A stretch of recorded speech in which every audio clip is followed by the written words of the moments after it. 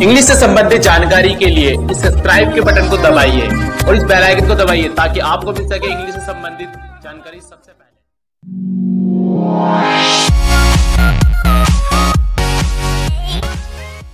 Hello viewers, मैं Sameer sir और आप देख रहे हैं मेरा चैनल इंग्लिश जुगाड़।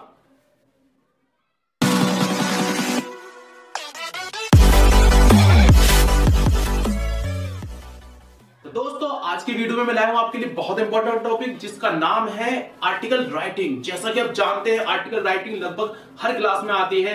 अगर मैं बात करूं 9th और 10th की, तो इसके अंदर आपकी 5 नंबर की राइटिंग आती है और कम से कम इसमें 100 से 150 वर्ड या 120 वर्ड आपको लिखने होते हैं। अगर बात करूं मैं 11th-12th क्लास की, तो इसके अंदर आपकी लगभग 10 नंबर की आर्टिकल राइटिंग आएगी और उसके अंदर करीब करीब आपके 175 से लेकर 200 या मोर देन 200 वर्ड्स आपको लिखने पड़ेंगे। तो सोचो दोस्तों, अगर 10 मार्क्स की है, बोर्ड के अकॉर्डिंग कितने इंपॉर्टेंट होते हैं 10 मार्क्स, तो आज हम इसी पर चर्चा करेंगे। और इससे पहले मैं आपको सारी चीज बताऊंगा कि क्या क्या होता है इसके अंदर। तो दोस्तों, वीडियो को देखते रहिए, लास्ट तक देखिए। और अगर आपने चैनल मेरा सब्सक्राइब ना किया हो तो प्लीज चैनल को सब्सक्राइब करिए ताकि मैं आने वाली वीडियो का नोटिफिकेशन आपको दे सकूं सबसे पहले।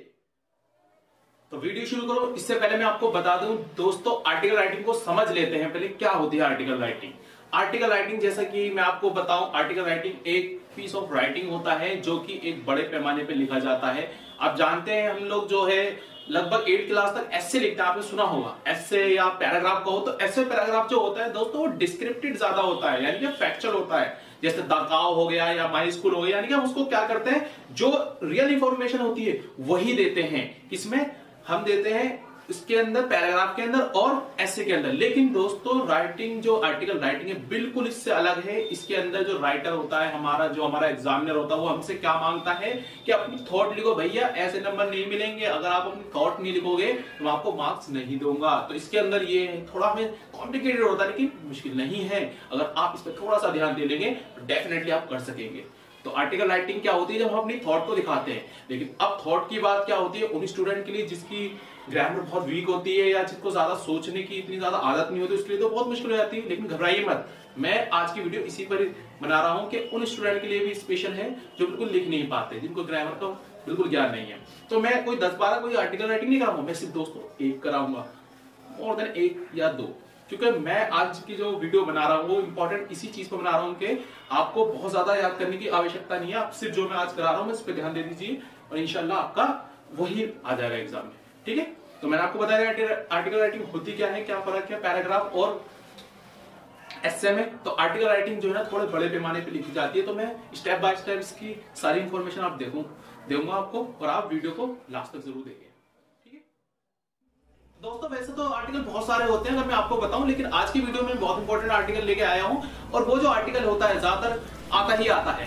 तो आज का आर्टिकल जो है वो है किसी प्रॉब्लम पे आधारित होता है, यानी कि जो कोई सोशल इशू हो सकता है उस पर आधारित होता है। वैसे तो और भी होते हैं, साइंस टेक्नोलॉजी होते हैं और पॉजिटिव इशू भी होता है, यानी कि जो अच्छाइयाँ होती है, जैसे किसी का वैल्यू होता है या रोल्स होते हैं कि इसका क्या रोल है या वैल्यू होता है। लेकिन मैं इसके बारे में क्यों बात कर रहा हूँ, क्योंकि आज की वीडियो में मैं ये नहीं बना रहा। आज की वीडियो में आपको बताऊंगा सिर्फ जो कि परेशानियों पे आते हैं, यानी कि जैसे मान लो आ सकता है भाई आपका करप्शन पे आ गया या आपका डेमोनेटाइजेशन पे आ गया। ये प्रॉब्लम है, इशू है हमारी सोसाइटी का, या वुमेन हेरासमेंट हो जाता है या आपका हाइक द प्राइस हो गया। तो ये क्या है, इससे सोसाइटी को दिक्कत आती है, कंट्री में इससे दिक्कत आती है। तो मैं आज की वीडियो में यही बताने जा रहा हूँ, यही ज्यादातर आपको देखने को मिलेगा।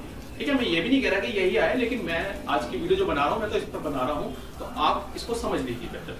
ठीक है, तो यहाँ मैंने बात करी कि किस किस टॉपिक पे आ सकता है, मैंने बता दिया आपको। ये नेगेटिव इशू बता रहा हूँ मैं, क्योंकि आज की वीडियो में मैं आपको यही बताऊंगा कि प्रॉब्लम पे कैसे लिखा जाए। ठीक है, चलो ठीक है। तो अब हम देख लेते हैं कि इसका फॉर्मेट क्या होता है। तो फॉर्मेट नॉर्मली होता है, वैसे इसमें कुछ अलग नहीं है, लेकिन फिर भी देख लीजिए फॉर्मेलिटी के तौर पे। तो सबसे पहले टॉपिक लिखते हैं हम, जैसे कि आप जानते हैं बिल्कुल मिडिल में आप लिखेंगे, कैपिटल में लिखेंगे तो बहुत अच्छा रहेगा आपके लिए। और अपने लेफ्ट साइड में आप राइटर नेम लिखेंगे, और राइटर नेम के बारे में आपको बताऊं, अपना नहीं लिखना। राइटर नेम उसके अंदर जो दे रखा है वो लिखो।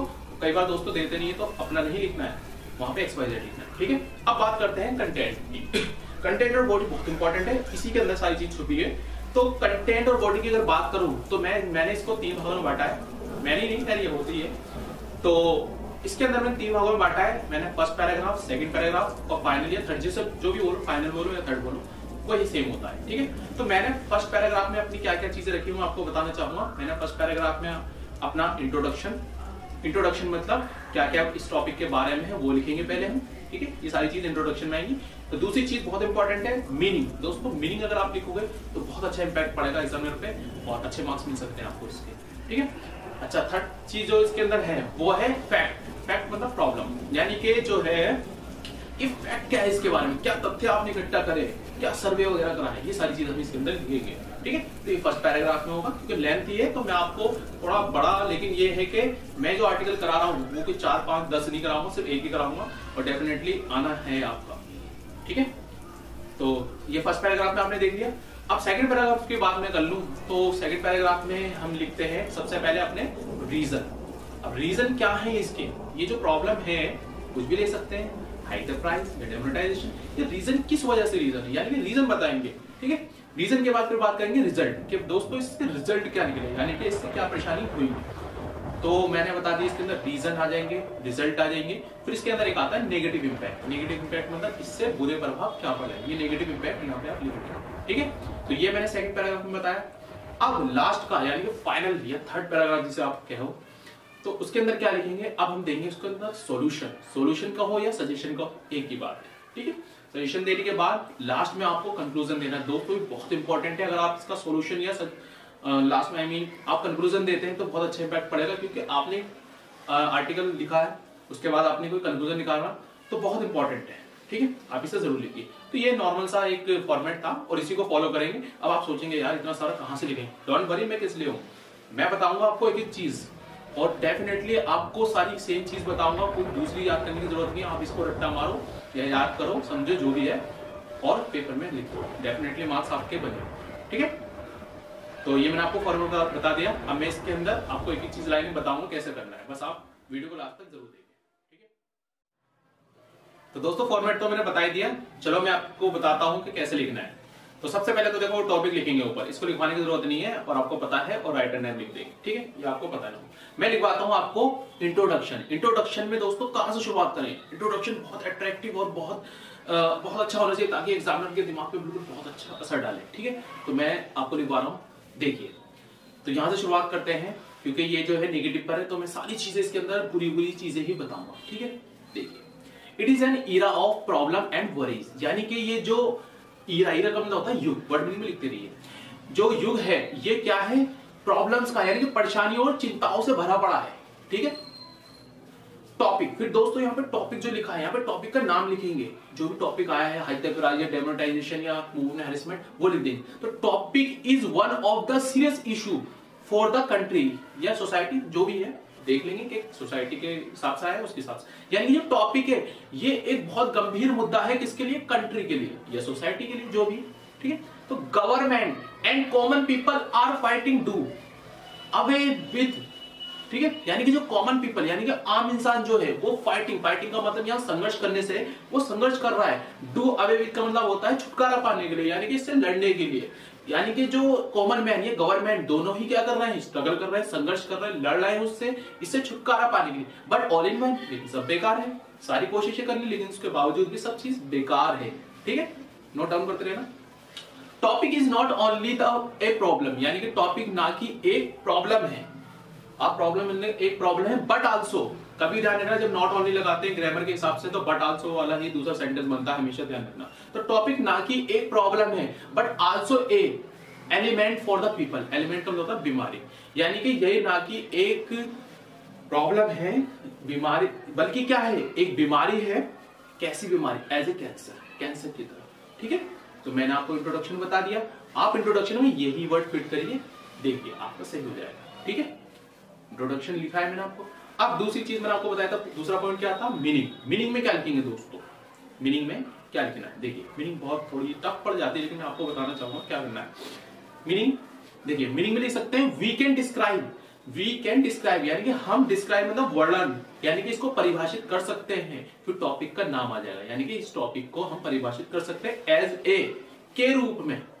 अब यहां पर देखो दोस्तों, किसके रूप में आप लेना चाहते हो, मतलब इसे आप मानते क्या हो, तो बर्बादी मानते हो या विनाश मानते हो या कुछ समय के लिए इसको बुराई मानते हो, क्या है? तो भाई मैं तो आपको सजेस्ट करूंगा, तो आप अगर रीन तो मतलब बर्बादी, अगर ये वर्ड लिख दो तो ज्यादा बेटर रहेगा, वरना सोच के लिखना पड़ेगा आपको खुद क्या आप किसके रूप में लेना चाहते हो, विनाश के रूप में लेना चाहते हो, डिस्ट्रक्शन के रूप में लेना चाहते हो, या नेगेटिव इंपैक्ट के रूप में, किसके रूप में ना समझ में आए रीन लिख देना RUIN, इसका मतलब होता है बर्बादी के रूप में। ठीक है, ये होगी मीनिंग। तो मैंने आपको इंट्रोडक्शन बता दिया, मीनिंग बता दी, और तीसरे नंबर पे मैंने आपको बताया था फर्स्ट पैराग्राफ से फैक्ट। दोस्तों फैक्ट, अब फैक्ट में क्या लिखेंगे? फैक्ट का मतलब होता है प्रॉब्लम, मतलब तथ्य, इसके बारे में अपने क्या क्या इकट्ठा करें। तो हम लिखेंगे इसके अंदर द रिसेंट सर्वे रिवेल्स, यानी कि रिसेंट सर्वे का मतलब है हाल ही का जो सर्वे हुआ है, आप जानते हैं जैसे जनगणना होती है, तो recent survey reveals that, reveals का मतलब होता है सामने आता है, यानी कि जो सर्वे करा है उससे सामने आता है जो टॉपिक है, यानी कि जो टॉपिक का नाम लिखेंगे यहाँ पे दोस्तों, यहाँ पे रेड जो लिखा है ना, यहाँ पे टॉपिक का नाम लिखेंगे। तो टॉपिक हैज बीन इंक्रीजिंग, जो टॉपिक है बढ़ रहा है, इंक्रीजिंग मतलब बढ़ रहा है, फ्रिक्वेंटली मतलब लगातार, यानी कि टॉपिक जो है लगातार बढ़ रहा है ओवर द ईयर्स, यानी कि साल के दौरान, ओवर द ईयर का मतलब है साल के दौरान, यानी कि सालों में बहुत ज्यादा बढ़ गया इसका लेवल। ठीक है, तो यहाँ पे हम क्या लिखेंगे? फैक्ट में लिखेंगे। तो फर्स्ट पैराग्राफ आपका कंप्लीट। ठीक है, अब शुरू करते हैं हम अपना सेकंड पैराग्राफ। सेकंड पैराग्राफ में क्या करेंगे? सेकंड पैराग्राफ में मैंने आपको बताया था, पहले हम क्या लिखेंगे? काउज। काउज मतलब रीजन। तो काउज और रीजन क्या होते हैं, नोट करिए। तो काउज और रीजन में हम लिखेंगे there are so many reasons, तो कई सारे कारण ऐसे हैं, there are so many reason, as one of का मतलब जिनमें से एक है। अब यहाँ पे एज वन ऑफ के बाद क्या लिखना है? कारण लिखना है। कारण यहाँ पे दोस्तों आपको खुद लिखना पड़ेगा। मान लीजिए मैंने मुझे करना है इस पे हाई द प्राइस पे कर रहा हूं, यानी कि महंगाई पे कर रहा हूं, तो पहला कारण ये होगा कि महंगाई किस वजह से हो रही है? ब्लैक मार्केटिंग, लिख दिया black marketing. And second one, और दूसरा कारण क्या है? दूसरा कारण आप जो भी सही समझे वो लिख दे। ठीक है, यानी कि यहाँ पे कारण वर्ड लिखना है। मानो डेमोनेटाइजेशन हो रहा है, किस वजह से होगा? ब्लैक मनी की वजह से, करप्शन की वजह से, है नहीं? तो जो भी इसका रीजन होगा, पूरी सेंटेंस नहीं लिखना, वर्ड लिखना है यहाँ पे। तो आप क्या लिखेंगे यहाँ पे? There are so many reason, कई सारे कारण हैं, एज वन ऑफ, यानी कि पहला क्या है? ये वाला कारण, और सेकंड वन ये, यानी कि दूसरा ये वाला। इसके अंदर आपको खुद लिखना पड़ेगा कारण। ठीक है, कुछ भी हो सकता है, डिपेंड ऑन द टॉपिक। उसके बाद इट इज हैपनिंग। हैपनिंग का मतलब ये हो रहा है, यानी कि ये हो रहा है, इसके कारण ये हो रहा है। तो ठीक है, तो ये सेकंड पैराग्राफ का पहला टॉपिक था जिसका नाम था काउज या रीजन। अब बात करते हैं रिजल्ट। अब इसके रिजल्ट क्या आ रहे हैं, क्या परिणाम आ रहे हैं इसके, तो देखते हैं क्या परिणाम है। तो life has become a hello, जिंदगी क्या है? जहन्नुम बन गई है, जिंदगी नर्क बन चुकी है इसके कारण। बहुत बड़ी बात है। तो it has been headache for society. Headache का मतलब सिरदर्द, सिरदर्दी, यानी कि सोसाइटी के लिए क्या बन चुका है? सिरदर्दी बन चुका है दोस्तों। ठीक है, उसके बाद है it causes a lot of inconvenience to the people. इसके कारण लोगों को क्या हो रही है? बहुत ज्यादा असुविधा हो रही है। इनकन्वीनियंस का मतलब होता है असुविधा, खेद, बहुत ज्यादा असुविधा हो रही है। ठीक है, इट इज अफेक्टिंग एवरीवन, ये हर किसी पर प्रभाव डाल, इफेक्ट होता है बुरा प्रभाव, इफेक्ट जो होता है ई वाला वो अच्छा प्रभाव होता है, इसका मतलब ये बुरा प्रभाव डाल रही है हर किसी पर। एज कैसे? सोशली तरीके से और इकोनॉमिक तरीके से, यानी कि ये हमारे समाज में भी बुराई फैला रही है और हमें पैसों की तंगी भी हो रही है। ठीक है, तो ये क्या थे? रिजल्ट थे। ठीक है, अब इसके नेगेटिव इंपैक्ट लिखिए। As we all know that, जैसा कि हम सभी जानते हैं, we are having to face it, हमें इसका सामना करना पड़ रहा है, ऑल अराउंड ऑफ अस, यानी कि हमारे चारों ओर। ठीक है, ऑन द वन हैंड, एक और, people are living under the trouble, लोग परेशानियों में जी रहे हैं। अंडर द ट्रबल का मतलब परेशानियों में जी रहे हैं। ऑन द अदर हैंड, दूसरी ओर, आवर कंट्री आल्सो, यानी कि हमारा जो देश है वो भी रेट्रोग्रेसिंग, रेट्रोग्रेसिंग का मतलब है तरक्की ना करना, यानी कि पीछे आना, प्रोग्रेस का अपोजिट होता है। विद कॉन्टेक्ट इट, यानी कि इसके कॉन्टेक्ट आने से हमारा देश जो है पिछड़ रहा है। ठीक है, तो ये सारे नेगेटिव। तो अब शुरू करते हैं अपना तीसरा पैराग्राफ। तो सबसे पहले है सजेशन या सोल्यूशन। तो इसके अंदर लिखिए it has been enough now, यानी कि अब बहुत हो चुका। इट इज द टाइम, अब वो समय आ चुका है। When we must take a big step against it, यानी कि जब हमें एक बड़ा कदम लेने चाहिए इसके खिलाफ। ठीक है, If we want to relieve from this issue, अगर हम चाहते हैं कि इस इशू यानी कि इस मुद्दे से एक राहत मिले, तो government has to take a suitable step against it, यानी कि गवर्नमेंट को क्या करना पड़ेगा? इसके खिलाफ एक गंभीर कदम उठाना पड़ेगा। ठीक है, मोर ओवर मतलब इसके अलावा। ठीक है, people also join it seriously, यानी कि लोग इसे ज्वाइन कर सकते हैं, ज्वाइन करना पड़ेगा, लोगों को भी इसमें शामिल होना पड़ेगा seriously, as early as possible, जितनी जल्दी हो सके या जैसे भी उनसे बन सके इनके साथ शामिल होना पड़ेगा, तभी प्रॉब्लम दूर होगी। ठीक है। द मीडिया, अब मीडिया की बात कर लेते हैं। Media can be use as a positive channel, यानी कि मीडिया का प्रयोग भी एक पॉजिटिव चैनल के रूप में किया जा सकता है। तो ये सब दोस्तों सजेशन या सोल्यूशन में लिखेंगे। ठीक है, क्लियर है। तो अब हमारे लास्ट पॉइंट है जिसको कहते हैं कंक्लूजन, और ये फाइनल है। ठीक है, तो लिखेंगे इसके अंदर, now it is time to close this article, यानी कि अब समय आ चुका है कि हम इस आर्टिकल को क्लोज करें, बंद करें, क्योंकि सारी इंफॉर्मेशन हमने इसमें दे दी है। विद दिस स्टेटमेंट, इस बयान के साथ, यानी कि इस प्रतिज्ञा के साथ हम इसको बंद करना चाहते हैं कि गवर्नमेंट एंड ऑल सिटीजन, यानी कि जो गवर्नमेंट है, सारे जो सिटीजन नागरिक हैं, मस्ट कम फॉरवर्ड, आगे आना चाहिए, यानी कि आगे की ओर अग्रसर होना चाहिए, एंड जॉइन देयर हैंड्स, और अपने हाथों को बढ़ाने चाहिए ताकि हम इसमें कोऑपरेट कर सके, टू सपोर्ट इट, क्या करने के लिए, सपोर्ट इट। ठीक है, यानी कि गवर्नमेंट के साथ साथ हमें भी, एक आम इंसान को भी आगे आना चाहिए ताकि हम इसके लिए कुछ कर सके। ठीक है, तो ये कंक्लूजन निकला कि हमें इसकी मदद करनी चाहिए ताकि हमारा सोल्यूशन निकल सके। ठीक है, तो ये पूरा कंक्लूजन था। ठीक है, इस तरह से तीनों पैराग्राफ मैंने आपको बता दिए, आप यही लिखिए। तो दोस्तों ये था पूरा आर्टिकल जैसा कि मैंने आपको बताया है। और अगर किसी भी नेगेटिव इशू पर, यानी किसी बुराई पे आता है, ज्यादातर किसी पर आता है जो समाज के लिए बुरा हो, तो आपको यही आर्टिकल लिखना है। हालांकि पॉजिटिव भी है, लेकिन उसके लिए मैं वीडियो बना रहा हूं, तो जब तक आप इसी काम चलाइए और वीडियो को लाइक करिए अगर आपको पसंद आया। ठीक है, तो और एक बात और ध्यान से सुनिएगा, अगर ये जो मैंने पॉइंट बताए हैं, तो अगर आप चाहें तो पॉइंट लिख सकते हैं। जैसे मान लीजिए इंट्रोडक्शन मैंने लिखा है, तो आप इंट्रोडक्शन वर्ड लिख सकते हैं। अगर आपको नहीं लिखना है तो आप लाइन का गैप दे देकर लिख सकते हैं। ठीक है, जैसे मान लो मैंने इंट्रोडक्शन लिख दिया, तो इंट्रोडक्शन में लिखूंगा नहीं वर्ड, वो इंट्रोडक्शन इसके अंदर जो इन्फॉर्मेशन दिए वो लिख सकते हैं। ठीक है, और उसके बाद ये जितने भी मैंने पॉइंट लिखे साइड में, चाहे तो आप इसे ना लिखें, लिख दोगे तो ठीक है, पता चल जाएगा मेरे को, बाकी इतना कोई बड़ा इश्यू नहीं है। लेकिन जब भी आर्टिकल की ये पॉइंट लिखे, हमेशा लाइन के गैप जरूर दीजिए। ठीक है, ध्यान रखिएगा। आई होप आपके समझ में आ गया होगा। तो चलिए मिलते हैं मेरी नेक्स्ट वीडियो में। Till that